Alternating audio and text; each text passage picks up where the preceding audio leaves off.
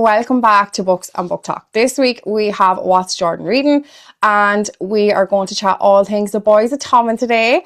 Jordan, thank you so much for coming on. I am so excited to actually do this chat with you. Honestly, I've been buzzing for this. I think it's very relevant to everything that's going on at the minute with the news that we are actually getting a TV show on our favourite series, The Boys of Tommen. And who else to come on and talk to us about The Boys of Tommen? Only the Queen from Cork herself. So would you like to introduce yourself to everybody at home that is watching? So I'm Jordan. I'm from Cork, if you can't hear from my accent. I started posting on Bookstagram about 4 years ago now in July. And then I did Book Talk from, I'd say 2 years now, and then YouTube I started a year ago, and I just love it so much. I love the community I've made, like the amount of friends I have in America, Australia, the Netherlands, bloody Spain, all over the place, all because of books. It's crazy, like. Yeah. What started your reading journey for you, Jordan? I was just bored, and you know what it actually was It Ends With Us came out, and I think it stole the internet, and I was like, let's read that and see what happens. But when I started, it was more, I read a lot of like true books. None of it was fiction. I read a lot about Irish history, true crime, and then I kind of got away from it and went into fiction, and then fell in love with romance, and I haven't stopped since. Yeah, no, that's amazing. What series was it that started reading for you originally? A Good Girl's Guide to Murder was the first actual series I read, start to finish. I remember I was in Wales. It was my first trip to Wales with my boyfriend, and I brought the first one and the second one with me because I was like, the first one's going so well. I think I'm going to need the second one. Literally finished it, both of them, in the 4 days that we were over there. And then after that, I was like, give me more. Give me all the literature. Give it all to me.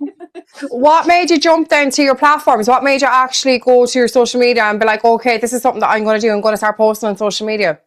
I don't know. Is this an okay thing to say on the internet? But I was drunk. Okay, so that's okay. I was drunk and got a notion, and I was like, all I'm doing is talking to people about books who don't really care about them. And I've seen loads posting about it. Like, I would have followed Destiny Sidwell, Sarah Crowley, Larry Reeds, Rachel Catherine and all them for a long time, and thought I'd love to do something like that one day.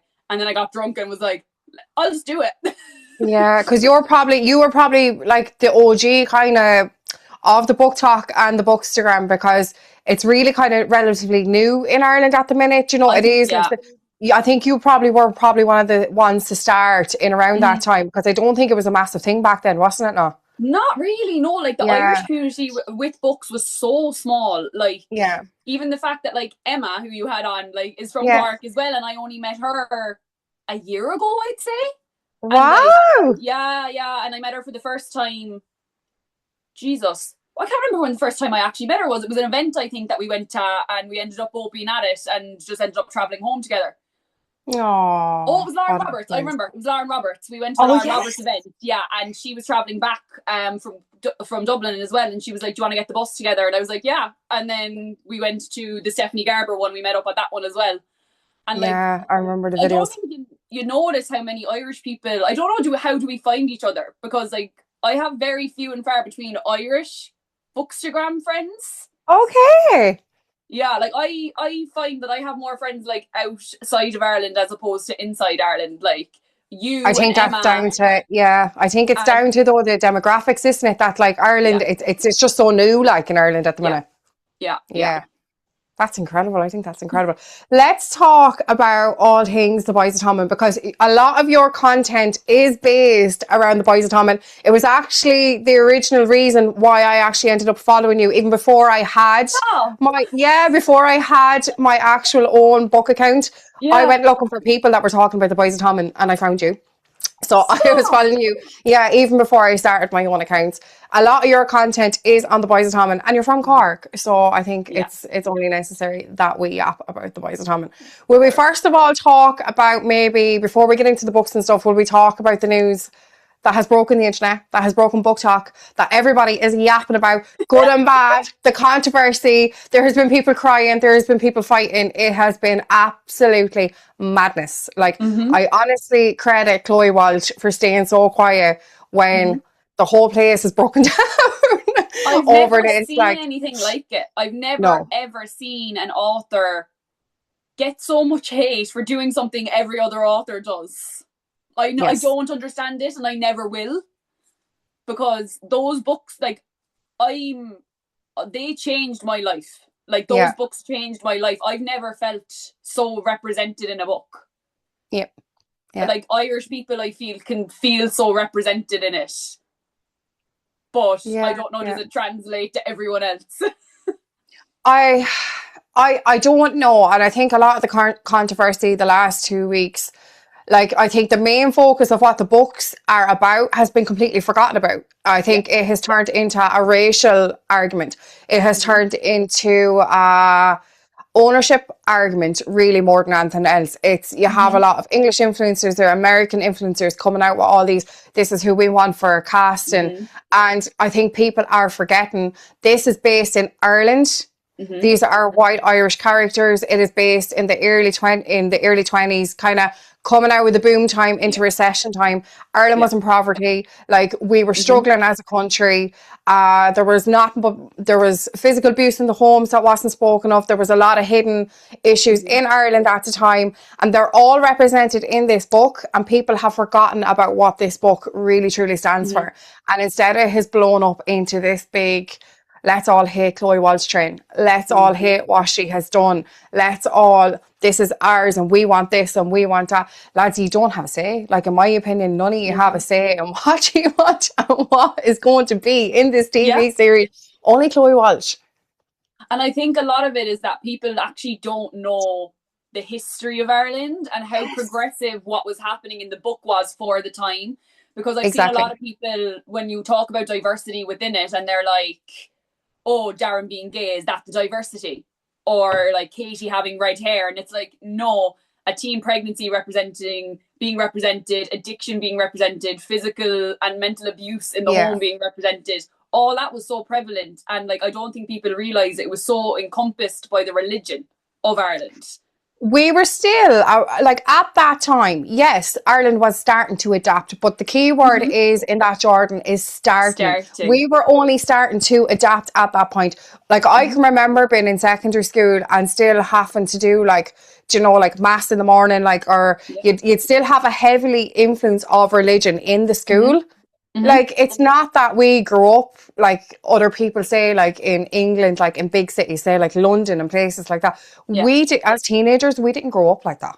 No. We did not grow up like that, and it was just the times in Ireland. We hadn't started to adapt to Europe and Mm-hmm. to the ways the Europeans lived or anything like that. We were still a very backwards country, and there was a Yeah. lot of secrets coming out and a lot of abuse, and there was a lot of stuff Mm-hmm. about the Catholic Church in around the time that was only starting to come out. We were only starting to step away from religion having a heavily influence in schools and stuff. Like, I think people are, Yeah. yeah, I think you hit the nail on the head there, where people just don't realize the history of Ireland, and it Mm-hmm. is keeping in them times. I'm a millennium myself, and I I felt personally attacked when people Yeah. Yeah. were taken to the internet and they were like the whole diversity thing as well. I'm like, Mm-hmm. gosh, lads, like, I actually can't sit here and voice my opinion on that, because if I do, I'm Mm-hmm. going to be verbally attacked and I'm going to be called a racist, Mm-hmm. because I'm going People to are going to, say that, like, but these are the facts. This is yeah. how Ireland was. Nobody came to our country in those times, and especially rural Ireland. Nobody came No. to that part of our country because there was nothing for them. Mm-hmm. Mm-hmm. And in Like, particularly, like in Boys of Tommen, like in Tommen College, that's a fee-paying school. Like, you'd be lucky. Like, I would have been lucky to be sent to something like that. I wouldn't. My mom wouldn't have had the means. Like, my sister no. was in secondary school in 2005, and like she went to a public school. There was Yeah, no. same. It was a massive privilege to be in a private school at the time. But Yeah, people, I yeah, know, no, yeah, I think a lot of it's been romanticized, and the idea of Ireland has been romanticized a lot, and people are kind of like not seeing the reality of what Ireland actually is. Like, yeah. people are just so obsessed with Ireland and love, like, everyone loves us, and that's just, it's not a vain thing to say. It's just, it's very true. Like, people do love us wherever we go, but I think people don't actually understand the cultural things that happen No. here. No, like even Shannon been represented like in Johnny and Shannon's books, book 1 and 2, Keeping 13 and Binding 13. So Mm-hmm. you've Shannon going to school every day. Shannon is hiding bruises. She is really introverted. She cannot cope in social situations because she is at the hands of the physical violence of her father, who is at home, and it's all hidden behind closed doors. But it's not really hidden because people know what's going on. But they're Her not going to neighbors, talk about it. Yeah. they're not going to talk about it. She's living in a council estate. Like, I personally grew up in a council estate. You could hear the man down the road going to the toilet. You know, that's how thin the walls were. People did know back then what was going on. People, these are real life situations that people lived. And it's not that Chloe sat down and wrote this story and she pulled this out of thin air. These are actually real things that happened in Ireland. And there was a lot of kids in Ireland that were like Shannon, that went to school every single day. They were hiding bruises. They were hiding what was going on at home because you did not speak about it. Yeah, not even just the physical and mental, like the abuse, the mental health side of things. Like Lizzie's mental health wouldn't be delved into at all. Like Darren being gay, Joey's addiction, everything like that would not have, like, everyone would know it's happening and what's going on, but nothing would be done to address it or talk about it or try and fix it. Yeah. It was just kind of left the way it was, and people were just supposed to like get on. Like the fact that contraception wasn't even legal in Ireland until 1993. Like, and then Aoife's getting pregnant in 2005. Like, there's not that big a jump from the 1990s to the 2005s. And even the like mantle and laundries, like they only stopped in like 1986 or 87 or something like that, late 80s, early 90s. So like Aoife could have very well wound up in one of them if she'd been born 8 years earlier or had the baby 8 years earlier. Like I don't like, and again, people, I just don't think people know all that, like all the serious Catholic guilt that Ireland lives in. Yeah. Even now, I think even now it's still prevalent, but not as much. But definitely back then. Yeah, I find with the younger generation coming up, it's definitely it's sizzled itself out with the younger generation. If you're talking the millennials, like the likes of myself who are in their early 30s, like taboo things like that are taboo, but they're not taboo. Like you still have that hesitation as a human being because that's what you were taught as a child to think, and that's what you were taught as a child to know, and you didn't think any different. Like we see Darren in Binding 13 and Keeping 13. He left to move to Belfast. Yeah, because he wasn't accepted in his own community for being gay. Yeah, and I even said, I had a video recorded and I didn't post it, and that was one of the points that I said, that he moved to the north because the north was technically the UK at the time, and the UK would have been more progressive with gay culture at the time. So like when I saw that he moved, I knew obviously it was that he was getting out of this abusive, toxic family, but in the back of my head I was like, he's moving because he can be who he wants to be up there. He can't be down here because they are not ruled by the Catholic Church. Exactly. Yeah, and it's so sad. And like you think like, and I think that's a lot of people's misconceptions. Like they grew up in such a different world than what Ireland did, and they don't understand that. And then when they're coming out publicly all over the internet and they're saying all this stuff, and it's like, lads, please educate yourself before you sit there and you start saying all these things about Chloe Walsh and all these things about the books that she has written. Please sit back and look into Irish history and have a look at how we grew up. Yeah. Because there was no such thing as social workers coming to your door back then if you were an abusive child, like if you were an abused child. How many children grew up in the system who were sexually assaulted, who were physically assaulted, and nothing was ever done to protect those children? It's just 100%. The times that we were living in, you know. And I think she done a very, very good job of actually giving a full immersed experience when it came to Ireland at that time and that period in Ireland. I think the books just were absolutely exceptionally written, and I think I personally think she done a great job. And I always say this is the line I use to describe the Boys of Tommen. It's like she wrote this little pocket of magic that brings you, like, and nearly transports you back to that time. Like when I'm reading that, I can feel exactly what it would have been like back then. Yeah. I think for me, she managed to do it, but she has.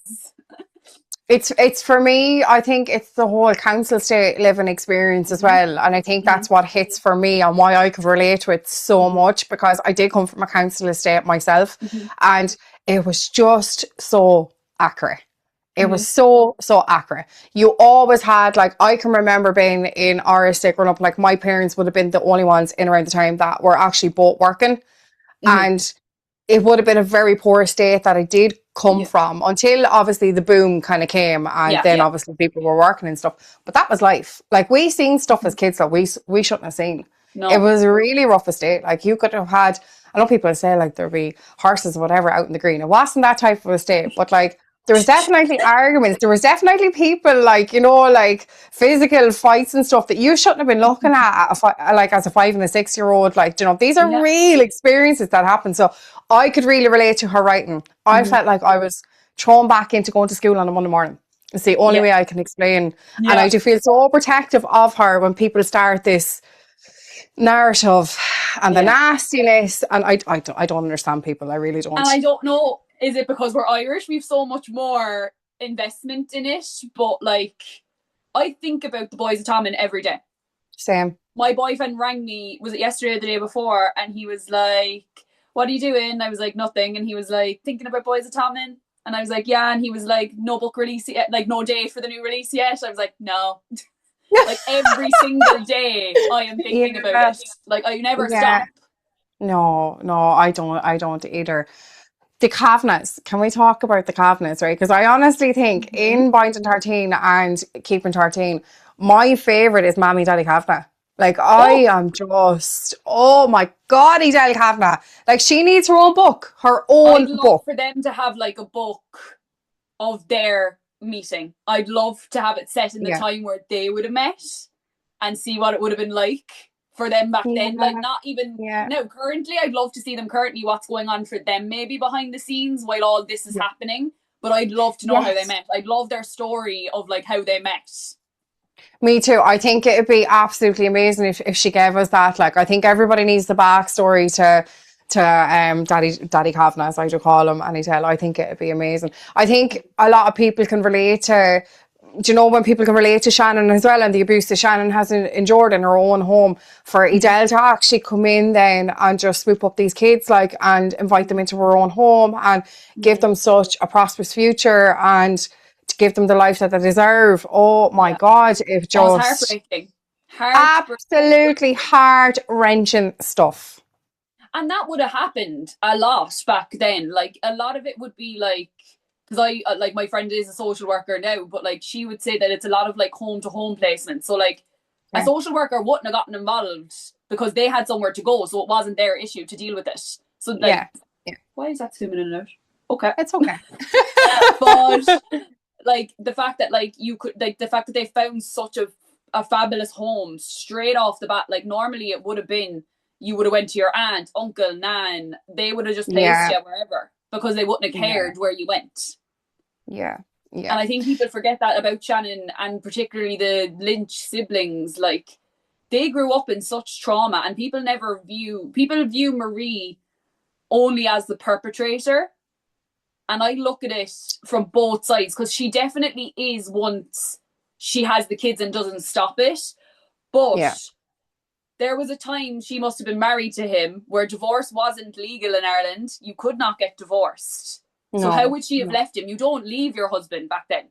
You stay with them no matter what they do. And I don't know, do people see that like the guilt of divorcing because of the Catholic Church? She wouldn't have dreamt of divorcing him because of the shame and the way it would have looked, and the way people would have viewed them for being divorced, and they couldn't have got it anyway because it wasn't legal.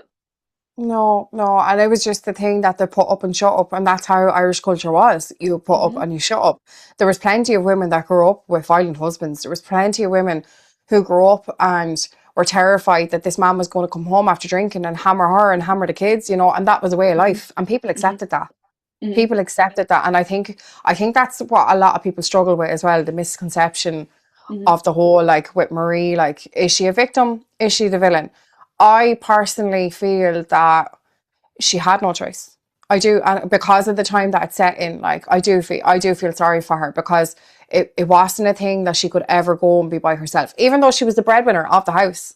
Yeah. Marie was the breadwinner in this, like, and she was the only one that was working, and she was working her ass off to keep her family, like, you know, above water, Yeah. while Teddy was off down in the pub getting scuttered and feeling up women. Do you know what I mean? Yeah. Like, Yeah. she still wouldn't have left her husband. You And know, even the she wouldn't amount of have. children she had, Yeah. that's uncommon now. You don't see having 6 children. Like, No, that would have been a no. thing as well because of the whole contraception. They probably wouldn't have used it or been able to access it. So Yeah. that's why they ended up having so many kids as well. Yeah. And because Teddy was such an abusive man as well, though, like, you know, it was unavoidable too, really, you know, Yeah. for Marie. So I think the whole narrative, like, for me, I don't sit there and blame her for the abuse. However, you know, she did get up and leave him multiple times. Well, not that she got up, she kicked him out multiple times, and she still let him back. So, like, Yeah. I can understand that narrative, you know. And then on the other hand of that, like, you have Joey, who had to step up when Darren actually left and moved to Belfast. Yeah. And, like, he protected his siblings from, like, beatings and from being abused, and that led him down the road to his own addiction and his own issues. Yeah. Yeah. And the fact he got out of it, like, if he hadn't ended up with the Kavanaghs, he could have very well ended up on the streets for the rest of his life. Yeah, like, it wasn't just a coke addiction or a weed addiction. Do you know what I mean? It was a full blown heroin addiction that this young lad had, which was a direct result of the abuse and trauma that he endured at the hands of his own father and in his own home, where he should have felt safe and secure. You know, and it's a prime example of the hushness and the quietness and the darkness that was over Ireland at the time. I even when think it came to anything like that. particularly when they end up in the hospital and Darren comes back and he's like, we need to protect Mam, we need to not talk and not say anything. That would have been very normal to hide it all, to be like, no, we're fine and we'll just go home. Because abuse within the social work aspect would have been like, obviously Darren was abused by the family that he was put in when he was separated from them. But that would have been quite common. It would have been quite common for that, because people weren't vetted the way they are now. Like, people don't have to go through these whole rigmaroles. You could just say you want to take a child and you could just get to take a child. Yeah, unfortunately, that's how things were rolling back then. We were very quiet, you know, like, and yeah. Why do you think this series has such a chokehold on the Irish book talk world at the minute? All of the above. I think, well, personally for me, I think it's because the books are so phenomenal. But I think for other people, a lot of it is their hatred towards Chloe. I think she actually gets the most of it. Most people who talk about it are people that hate it. Yeah. But you mustn't hate it that much if all you do is talk about it. Because you've obviously read it. You understand the text enough. But then you come on the internet and all you do is give hate. Jordan, I don't think I've ever seen an author get as much abuse as she did. And, like, she has come up in a couple of interviews that I've done with other girls and stuff on, like, she always comes up because we just absolutely adore Chloe. She's one of her own. We love Chloe. And I think the pivotal point for me, and I've said this time and time again, like, I remember the day she came out and she posted on Instagram, made that video about that scene that everybody lost their head over in Lizzie and Hughie's book. Yes. And I was absolutely disgusted that this woman had to come out publicly, who tries to live, like, to let everybody know, she tries to live a very normal, basic life. She does not have a social media presence. She keeps to herself, and she's not able for it. Mentally, she's not actually able for everything that goes on the internet. And that's absolutely okay. She needs to protect her peace. Like, absolutely, Chloe, like, you know, protect your peace. For that woman to have to come on the internet after not having a social media presence for years to actually explain herself to, like, stupid people who did not realize that this was a real life experience. Like, if you read that book, Jordan, you have to know she didn't pull that from nowhere. Like, I remember reading that scene and closing the book, and I was like, oh God. I was like, that poor woman. I was like, oh my God. And, like, I knew straight away that this was a real life experience, because there's no way she would have made that up. No way. No, and a lot, I don't know if it's all the books, but a lot of it have her real life experience of what she experienced growing up. Yeah. And, like, Chloe is probably one of the only authors that there's not really a social media presence. You can't really find out much about her. You don't know much about her. Like, you cannot find a picture of her husband, of her kids, of things like that, because she's so private. And then I think people forget you're attacking someone's real life experience. Yeah. When they're coming on the internet attacking hate, attacking Lizzie, Huey, there's all bits of Chloe in there. There's all bits of her in these characters, of their trauma, of what happened. So you're basically coming out and attacking her. You're attacking her personally when you come out and you're saying all these negative things about it. Yeah. Yeah. Like they were calling her like a Zionist and everything that time. Do you remember when all that was going on? She had to come out and make a statement. Lads, what is wrong with you? Leave that woman alone. It was all because she set up an author signing, because she was friendly with a particular group of women in Israel that had supported her books that were amazing. So she thought she wanted to give back to them, not to Israel as a country, but to that select group of her friends. Which she's entitled to do. And then it spiraled into she's a Zionist, ended up having to cancel the signing. She's the only author, I think, that never ever does signings, and probably never will, or meet and greets or anything like that. And that's because of the way the internet has treated her. Because I wouldn't, if I was her, not a hope would I do anything like that. I wouldn't go out publicly. No, I won't blame her at all. Like it just baffles me. Like, do you think a lot of people do it to get a reaction over, right? Because she has, I wonder, do people, like, do they get this intense about Chloe because they do want the social media presence? Is it because maybe they do want her coming on her stories and, you know, doing signings and stuff, and they feel that the only way to actually get her publicly on any platform is to go at her so hard that she's actually having to come on like she has done to actually, you know, even have a chat, like, you know, which is barbaric as well, but people are crazy. I was just about to say, like, I would hate to think that people are that malintentioned, that they would do it on purpose. But with the stuff I've seen going around recently, people know no bounds when it comes to this book. Like, Jordan, the whole of book talk. People are acting to other people over it's a book series. Like, I love it as much as anyone else. I have it tattooed on me. I'm planning to get more. Like, it will live with me for the rest of my life. But I'm not going to attack someone who has a different opinion than me. Book talk crashed. Like, it crashed last week. Mm-hmm. And I've never seen so many people giving hate. And it was all over one thing. It was all over one thing, them wanting what they viewed as diversity in the books. That's what they wanted. And that was the main cusp of it, was the diversity. Yeah, like I did voice this like in a group setting. And like I was called a racist. With there being diversity in shows. What I personally have an issue with is unnecessary diversity. If it's written the way it is, why can't we leave it the way it is?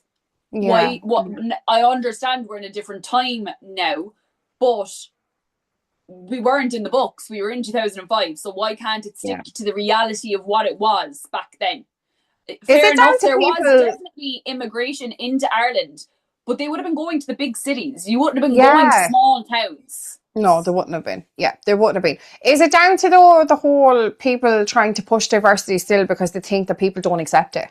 Is this why we've come to this whole, like, there has to be diversity in it, there has to be this, like, you know, it's if we start that as a society, well then why are we not been like, okay, well, there has to be autistic characters in it. There has to be, why is Lizzie not in a wheelchair? Why is there not, you know, why are these things not in it as well? Because if we're going to start the whole diversity thing, it's not just race. It's a big, massive, broad spectrum. And if there was characters with that diversity in the book, absolutely represented. 100%, There's not. But there's not.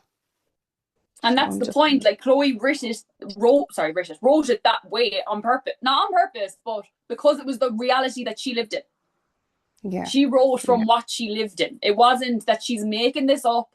And like, I've seen the narrative going around that people are saying that, like, anyone who says that they don't want diversity in the TV shows, they're like, there was people of colour in Ireland at the time. No one is saying that there was not people of colour in Ireland. That's not the point. The point is, in the context of these stories, they wouldn't have existed in the context of the story.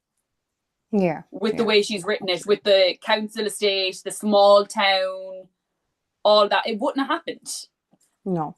Jordan, do you think the series represented the trauma realistically, or do you think, like, you know, she kind of she responsibly showed the trauma experiences of each character throughout the whole series. Personally, for me, but I think again, I'm looking at it from an Irish perspective. I think she represented it amazingly. I felt very seen, particularly with Lizzie. I felt very seen with her character because I struggled with my mental health for years, and it wasn't talked about until I got older and went and thought about it. And I think she does a very good job of representing it without making it, like, people will call it trauma porn. Like, people say that it's trauma porn. I personally don't think that. I think the trauma that all these characters were living, it was very realistic for the time. Yeah. Because it wasn't talked about. They weren't getting the help necessary. You couldn't go to your mum and say, I'm really struggling with my mental health. Or, Mum, I'm thinking about having sex with my boyfriend. What should I do? Like, how do I go about it safely? Like, You'd be better with a cross.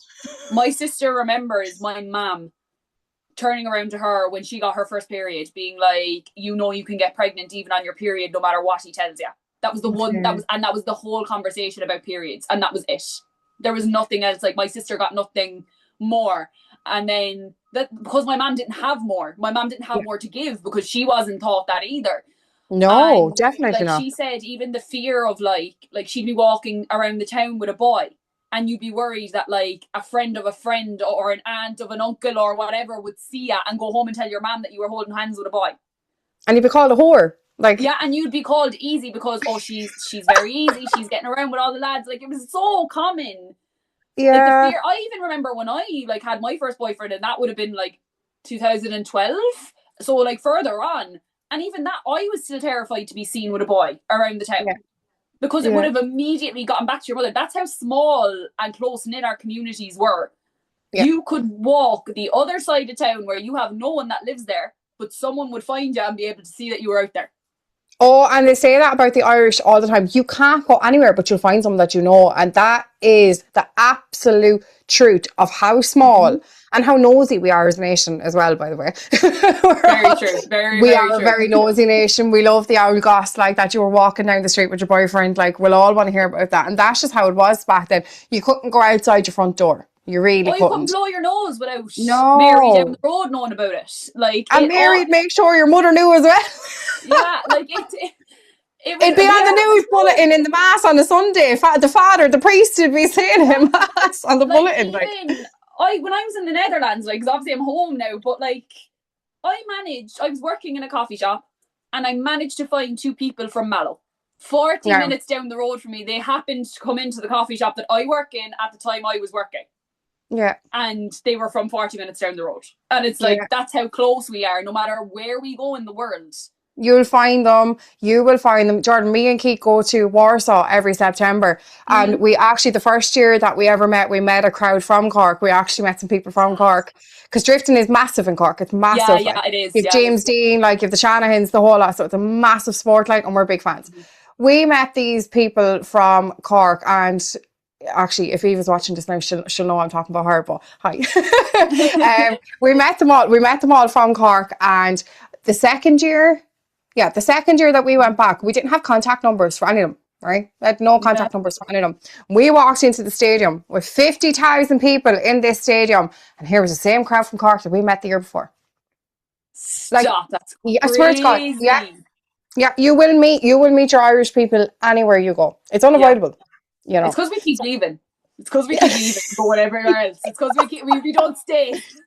Yeah, no, I think she definitely handled and showed the trauma. I think she personally did anyway. I think she went really in depth. I think with Lizzie, and for me, I think with Lizzie, her book probably hit me the hardest. I think. Same.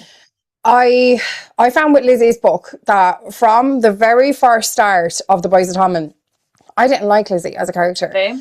I am still stunned when I even talk about this. I can't understand how Chloe made me dislike this character for the whole series. And when she announced, until we get to hers, 100% I agree. And when she announced that she was doing Lizzie's and Huey's book, like, I was strapping. I was like, I don't want I was like, Lizzie. I want I Claire and don't Gypsy. want. Yes, I want another Claire and Gypsy. Give me Claire and Gypsy. No, I didn't take to the internet, lads, and I didn't absolutely defame her. Okay, she should take note of that, guys. Yeah. But I did want Claire and Gypsy's book. I'm not joking. From the minute I picked up Lizzie's book, now it took me a couple of chapters to kind of realize what was going on because the flashbacks are so. You know, I was like, oh God, I was like, right, okay. I was like, this is how serious this book is going to be because it was serious from the get-go. And I mean, I don't think I cried as hard. I think that was the only book that I actually, well, like, and I cried for all of them. Actually, I'm not a crier, Jordan, right? I'm not a crier. Yeah, same. But that book, how do I go from hating this human being and this character for all these books, but I fell in love, and the redemption that she got in that book was next to none. I've never seen a writer do anything like it before in my life. I think the creativeness of that, her writing style, how she actually plotted that for that book was absolutely impeccable. Absolutely a mastermind. Because there is a story, like not a story, there is a theory going around that like Lizzie and Hughie's book wasn't meant to be next, that it was meant to be someone else's book, and that she hadn't planned out that far ahead and didn't think people would love Lizzie and Hughie as much. If you look back through the books, she had it planned. It was planned. And I think it's amazing that it's like there's a separation between Lizzie the Viper and Lizzie herself. Like there's a separation between Gibbsy and Jared. Like there's two separate people going on. It's the face that they show to everyone else versus what they're like when they're behind closed doors, let's say. Because it was very subtle. I found it very subtle through the rest of the series that we had the whole why Hughie was so defensive of Lizzie. And it never dawned on me, I don't think really, that like, I was like, why is he constantly defending her? I was like, why is he constantly having her back? It never gave me food for thought. So that's how subtle that like was throughout the series. And then when you open that book and you start reading them pages, you're like, oh, holy shit. Yeah. And like even the other characters don't know the in-depth of Lizzie and Hughie's relationship. Even the ones around them don't know how deep their relationship went, the conversations they had, all the stuff he saved her from or tried to help her from with her mental health. Like he's the only one that really knows like what she's actually struggling with. Whereas like her own sister. Like, everyone else is just very like, oh, she's just she's moody, oh, she's on one today, or all this. But that was all her mental health, but none of them would have recognised that. No, like her own sister was so mean to her. Like her own sister couldn't even accept her for who she was, and for, you know, she thought she was attention seeking, she thought she was, you know, and I think for Lizzie, like the saddest part for me was the fact that she struggled so much to distinguish what was reality and what wasn't. Like that absolutely broke my heart. I was like, she couldn't actually tell what had really happened to her or what didn't happen to her. I'm going to actually ask you something really controversial now as well, Jordan, because I know this sparks a lot of conversation on the internet as well. And I have my own views on this. So if you disagree, I don't mind, right? Do you class it as cheating? Considering all circumstances considering, okay, with what happened with her and Hughie in that book and the circumstances around the incident, right? Okay. Do you feel that was like when you read that book and you finished that book, were you just like, I want you back together? Yeah. 100% I wanted them back together. And Is it forgivable?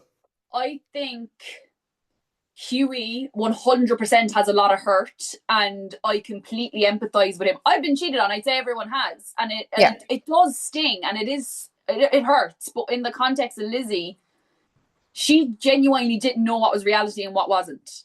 Yeah, and you can see that in her own internal monologue when she's like going back over it.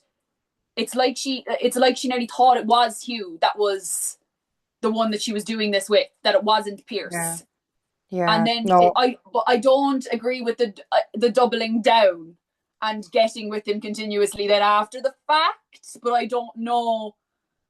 I don't know. Did you read the chapters? Did you read the chapters on, what's the name of it? 7 Deadly Nights. Is that the little book that has all the little chapters in it? I don't know. Did you know that even exists? She has another book and it has like individual chapters for some of her books, like say the Carter kids and stuff. And there's chapters in it. Yeah, there's chapters in it for Lizzie and Hughie as well in that. Now I've read them. Did you read them? No, I didn't even know they were in there. When we're finished this, I'm going to send it on to you. But there is chapters in there. Okay. My lips are sealed. My lips are sealed. Will it change my opinion? Do you think? No, but it'll make you hopeful for the next book. No, I'm very like I obviously see them being back together 100%. Like I see that happening. That is the way it's going to go. They will end up finding their way back to each other, I feel. Yeah. But I think they're very young to be going through what they're going through, but that is what we were going through as teenagers. It was very real for the time. Yes, like we thought we were going to fall, like your first love, we thought we were going to marry them.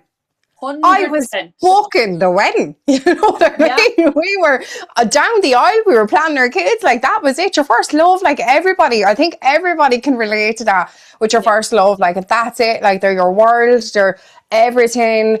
Like I think. Can we talk actually a little bit about the back character here, who I feel gets forgotten about all the time. Like because I know they all talk about Lizzie and Hughie, and you know like the heart that Hughie has in here. But what about Katie? You know, Katie has stepped back and she has watched her boyfriend console his ex-girlfriend numerous times. Like, I don't think she's given enough credit, to be honest with you. I think with Katie, Katie went into that relationship knowing he was still hurt from Lizzie, knowing that he was still dealing with it, but still wanted to get in a relationship with him, and then is annoyed that he's still talking to Lizzie or caring for her when it's like she doesn't even know what was going on behind the scenes. Like if I was Hughie, I couldn't stop caring. I know. When you know the struggles of what he's going through. And it doesn't make it fair on Katie, but I feel like he did lay it out very plainly where he was at before they even got into a relationship. Yeah. And who should she get? It's like she forgot that then once they were actually in. It's like she must have thought, because you do, obviously the hope going into it that like he's going to forget about her because he's with me now, but like it's very different. But on the other side, she's not a golden angel either, because her and Feely, obviously we haven't seen enough to know, but like there is stuff going on behind the scenes there that like that's what I mean. She's planting, she's planting the seeds. She's planting the seeds. I'm kind of like, who should Katie be with? Like, who should she just like leave Hughie alone, right? Just go, because you're a little fly, like, you know, on the wall there now at the minute too. Like, I do have empathy for her, massive empathy for her, because it's not easy for her to deal with the fact that her boyfriend is still in love with this woman, and that he's never going to love her as much as he loves Lizzie. Like, because he still, it's not even loved, he still loves Lizzie, and will always love. Choice, he would choose Lizzie over her. 100%. I would say 100%. And I think Katie knows that. I think Katie, she really knows that. But Chloe has planted the seeds there for her and Feely. So I'm like, are we going to get their book? Are we actually going to get... I'm hoping we will. I don't know when, but I'm hoping and praying, because I would like to see another side of Feely, because I actually didn't really like him in releasing 10. I thought his attitude was terrible, but I feel like, again, it's a setup for what was going on behind the scenes with him and Katie. As in, he has so much hatred towards Hughie because Hughie is getting what he wants. Oh, what has gone on with them, Jordan? Yeah, like, because I think at first, obviously, you see that Phoebe has like a crush on Lizzie. But Lizzie ends up with Hughie. And then he has a crush on Katie. Well, we think behind the scenes and stuff is going on with them through their music. And then Katie ends up with Hughie. And it's like, what happened there? No, I think I know. Is it, who does he end up kissing? He kisses someone and Katie sees it. Casey. It's the friend. It's Casey, the other friend. And I think that's the moment where Katie was like, fuck you. I'm going to go and do something. You've just kissed my best friend. I'm going to go kiss your best friend. Oh, it's just so early. Like, 0-0. It's so real. I love it. So real. That's how complicated teenage relationships were and still are. Like like I work with teenagers, and like their relationships, the way I hear them talk, I'm like, I don't even talk about my relationship with my boyfriend, and I'm an adult. How are you talking about this at 15? Oh, I know. It's just, it's so wild. Claire and Gibbsy. Let's talk about Claire and Gibbsy, because Jared Gibson, oh my God, I think that man forever has my heart. I just think we all had a friend like Jared. We all did. We all had that friend in school. Like, I think that's as well why it's so relatable, the series, because we can all pinpoint who our friends, like these characters were. 100%. I can go back through my friend group and be like, you'd have been the Gibbsy, you'd have been the Johnny, and all this stuff. Like, Yeah, I would have been the lazy because I was so emotionally unstable, to be Same, honest with you, as a same. I teenager. would have loved to have been a Shannon, but I'm a Yeah. Lizzie, unfortunately. Yeah, I was a Literally. little bit of a Shannon as well now, to be honest with you. I was, but like, it's just, look, yeah, no, I think that's a lot of it as well. We all kind of just, we can jot them all into our own little stats. It's our own little, we've all had our own little Boys of Tommen growing up. I think Yeah, that's what it is. yeah. But Jared Gibson, he, I think, is the prime example of the man who is always happy Yeah. and always like joking and laughing, but behind it all was a man crumbling and Mm-hmm. absolutely disintegrating as a human being, and had the biggest weight on his shoulders, and was Mm-hmm. dealing with something that no teenager should ever have to experience. Like, No. we all know Mark Allen, we hate Mark Allen. Do you know, Mm-hmm. Mark Allen needs to be burned at the stake. Yep. But we learn of his trial and tribulations. Do you Mm-hmm. think, and actually this is the one I see all the time, do you think Claire was right to out him in the way she did in the group setting? No, I don't agree No. with it. Yeah, I I don't do even. think the way she handled it was wrong, but I think it was the best she could do at the time as well. Okay. I think she was so consumed with it because she'd waited so long. She knew what was going on in Shannon's household, and she waited so long to even talk about it. I think it Mm. was just, she wasn't thinking, how is this going to affect Gerard? She was thinking, I need to get this out as soon as possible because we need to fix it. It needs to be fixed. It needs to be sorted. I don't think she came at it with malicious intentions, but the No. way she did it, it ends up resulting in a very hard time, I assume, for Gibbsy in the next book. Yeah, yeah. And And for I her think too. people saying that they hate, like, I've never seen people hate, they always say they hate Taming Seven. I've never seen anyone say they hate any other book in the Boys of Tommen bar that. And I think Really? it's because they wanted Gibbsy. They wanted him to be the fun, upbeat, class clown, but that's not him. That's not who he is. And if she wrote him like that, it wouldn't have been true.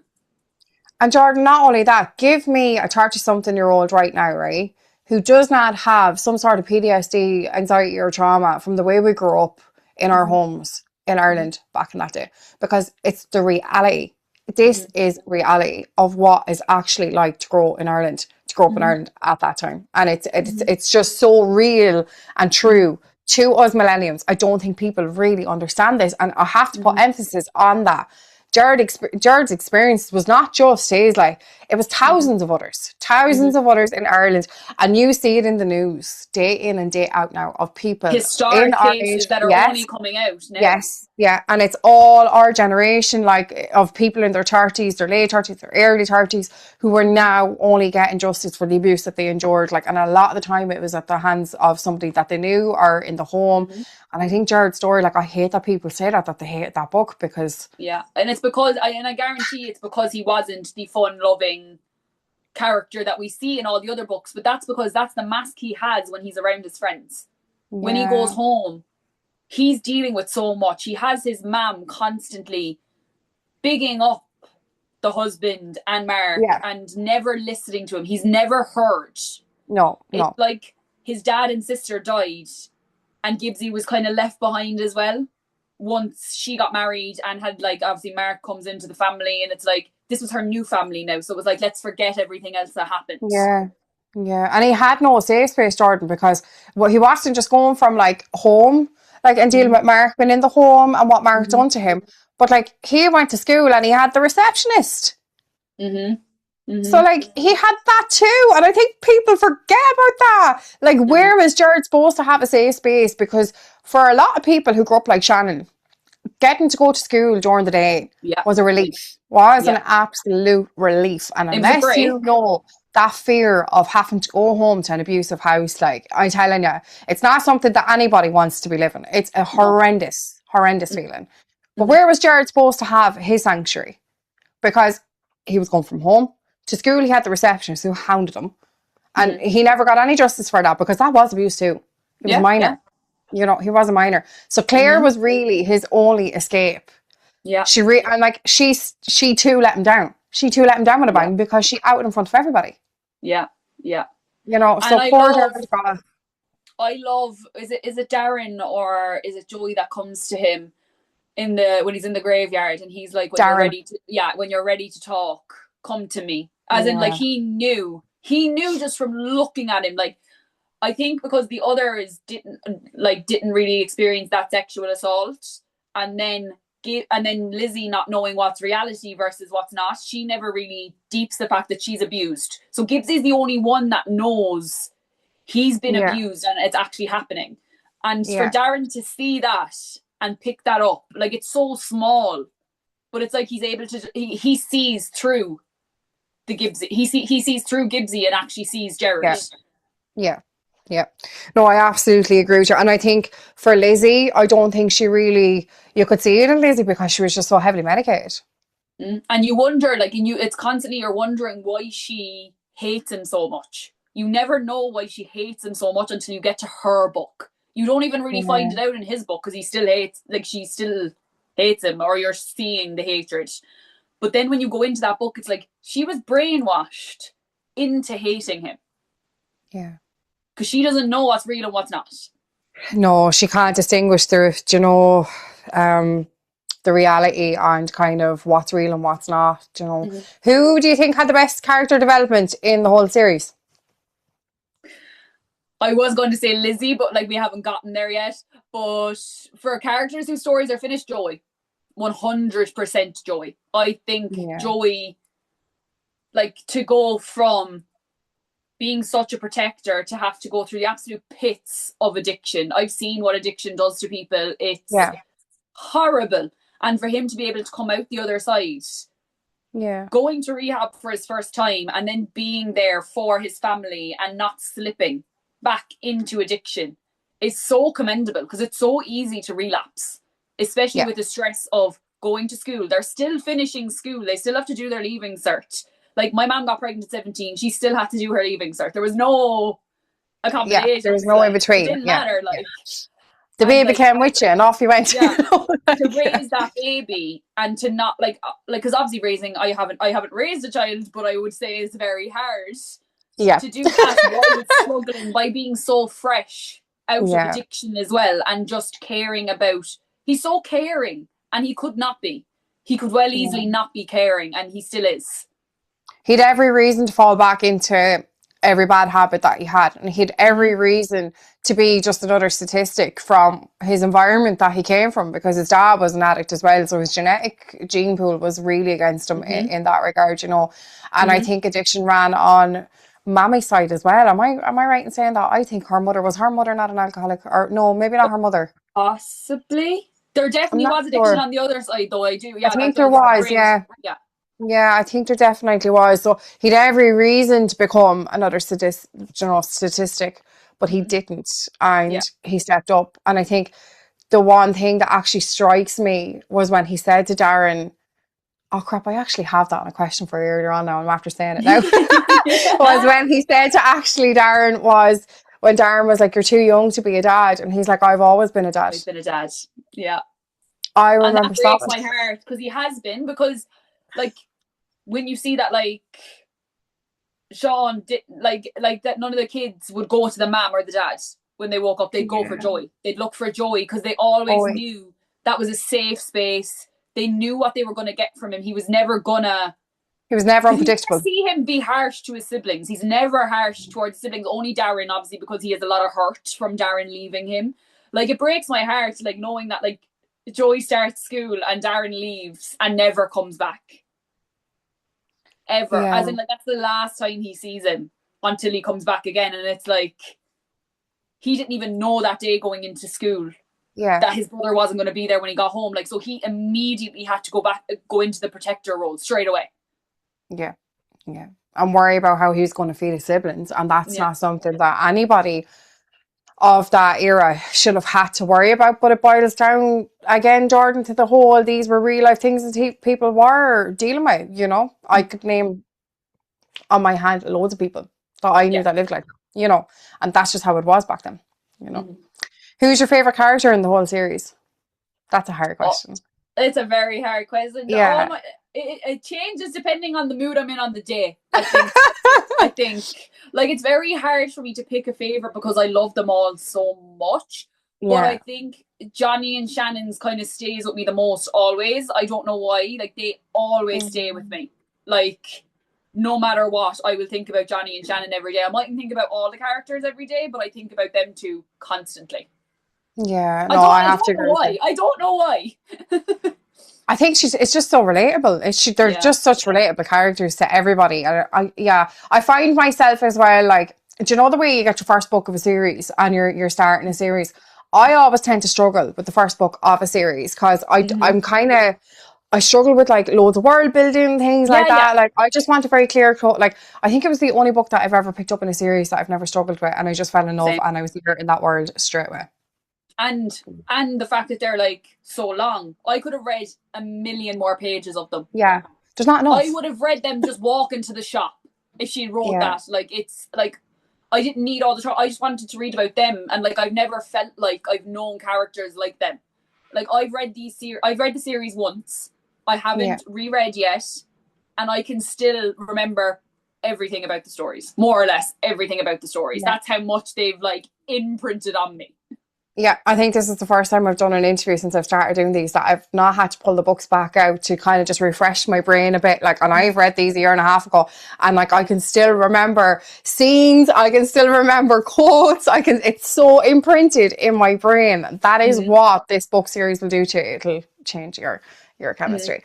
Can you give me a moment when you've been reading this that you've actually had to close the book and put it down and just like take a breath? Like what scene would stick out for you the most? You would think it's actually Lizzie and Huey's book, but it's actually in Keeping 13. And this is awful to say, but I was reading it around the time my nan was really, really sick and passing. And I remember reading the aftermath of the fire, and when Johnny is consoling Shannon and starts singing Here Comes the Sun to her. Oh, Jesus, Jordan, we're all going to start crying on the interview. Oh. And I read that the day before my nan died, and I remember having to put the book down being like, yeah, that's enough. Now we will come back when I've buried her. We'll come back when she's buried. Oh, God, Jordan, oh my God. I actually had to stop and sit there and be like, I can't listen to Here Comes the Sun the same anymore. And I don't know, does it have such an emotional impact on me because of the time I was reading it? Like, because I was going through the grief of losing my nana. Was that why? Yeah. But it always sticks out to me. That was the moment I knew I was never coming back from these books, ever. It was never changing for me. Oh my God, I actually forgot about that until you said that. Oh my God. Yeah. Okay, Jordan, I have some quotes from the book that I'm going to ask you and see, do you know? Oh, if I get these wrong. If I get this wrong, the internet's going to tear me apart. She's going to break the internet. There's no such thing as bad publicity, right? So this could really work for you. Okay, right, we're going to start. If you don't know them, no pressure, but like, you know, you are the queen of the Boys of Tommen, like, so. Okay, right, let's get started. Okay. You know I love you, and I'm never going to feel the same way for anybody else. I feel like Aoife would say that to Joey, but I don't know. No. Oh, no. Let me guess, like it's like Johnny now or something said it to Jack. No, it was Huey. Stop. Yeah, it was Huey. This is not finish the sentence. Very sorry, guys. I know you'll get this one though. Finish the sentence. Boom, boom. Fucking boom. There we go. Boom, boom, fucking boom, bitches. The best sentence in the series. Absolutely. Okay, so she might think she loved all of her children. Oh God. But she certainly didn't, or couldn't love me. Oh God. Joey. Joey. I'll be gone crying, yeah. Oh, poor Joey. Yeah. That's a hard one, yeah. Yeah. Okay, this one. I don't like blondes. I'm more of a brunette man. Johnny. I know, and the only reason I know that is because I used that sound for Gibbsy's birthday video that I did. That's the only reason I remember. And then like Gibbs is like, but what about me? What do you mean you don't like blondes? And then Johnny is like, am I fucking you, Jared? I sincerely hope not, Jonathan. Okay, this one. Johnny, I'm so happy it's working for you again, but you shouldn't be interfering with yourself. Gibbsy. Saying no! Is it no! It's Mommy Kavanagh! It's Adele. Oh my God, I expected Gibbsy to say something like that. It's the scene where Gibbsy says to Adele, your son ejaculated on me. And then she says, Edel says, yeah, Johnny, I'm so glad it's working for you. Okay, this one, you will get this one. So, hell no, I won't step out. I'm the one who's been sitting by his bedside since he was admitted. I'm the one down as his next of kin because not one of you have showed up. Wait, say that again? Wait, okay. Hell no, I won't step out. I'm the one who's been sitting by his bedside since he was admitted into the hospital. I'm the one down as his next of kin because not one of you assholes showed up. Not one of you assholes showed up. Like, I want to say Joey because that's the only one I feel like he'd call people assholes, but it is Joey's scene, but it's legs. It's what? It's Eva. Oh yes. Yeah. She says it to Marie. And Darren is telling her to get out, and the man they're like, "Get out," and she's like, "No," because none of you care. No, one of you assholes. Yeah. This is not going well for me, guys. This is not going well for me. Okay, this one. I actually don't know if you'll get this one. I won't get it myself, actually, to be honest. So, sorry, no, I do apologise for putting this one down. I'm not going to be a single mother because you can't stop chasing trouble, getting thrown into the barracks. We have babies to raise, Jared. Claire. And the babies are the kids. Yeah. Okay, this is... Oh yeah, you'll know this because we actually already said this. You're going to be a father. You're too young to be a father. I've always been a father. Joey. That's our Joey. That's our Joey. Our Ollie. Okay. Who does the song "You Can Go Your Own Way" belong to? What characters? What characters? You can go your own way. Oh, Lizzie and Hugh. Yay! Well done. Yeah, I think that's it. Well done. Yay! Yay, Jordan! Do you know what? These things never go well for me. In the other podcast that I was on with the girls, they had loads of questions, about, like specific questions about the scenes, and they were like, "You'll definitely know these," and I was like, "I got like pre-right, I think." One of them was actually what was Shannon's middle name, and I was like Mary, and the reason I said Mary because I was like, everyone in Ireland's middle name is fucking Mary or Marie or some or iteration of that. No, Maud. It was Maud. Well done, though. You've done so good. Can I ask you one final question, though? What are your predictions for the next book? When do you think we're going to get? Will we get one this year? I think we will 100% get one this year. I think it'll be around the same. I think because I know she posted a snippet where it was like February 2026 and then another date in another month in 2026 in her snippets. So if she did 2 releases, I could see one coming out like around the same time as releasing 10 when it did. And then maybe something else at the end of the year. But I don't know. But I'm hanging every day. I have like the notifications turned on to come up like the minute that's posted on the account. I'm going to see it because I had to book 2 weeks off work for reading releasing 10, and the way when I tell people that, it's crazy. Like I'm a book girly. I get you. I get it. That's realistic. To it coming out, I said to my boss, because even my boss knows how much I love the Boys of Tommen. Like he says to the young people, "Don't talk bad about it, Jordan." And I said to him, I was like, "Look, this book comes out on this date. I'm emotionally gonna need a week to read it and process it to be able to come back and actually do my job." Yeah, and that is what Chloe does to him. If that doesn't sum it up, I needed a week off work, Chloe. Yeah. Thanks very much. If you see this story, I have to take time off work. Jordan, thanks so much for coming on. I really enjoyed our chat. And honestly, best of luck with the accounts and everything. And we will all be watching your account for news of Chloe's releases when it all gets announced. So thank you so much. No problem. Thank you for having me.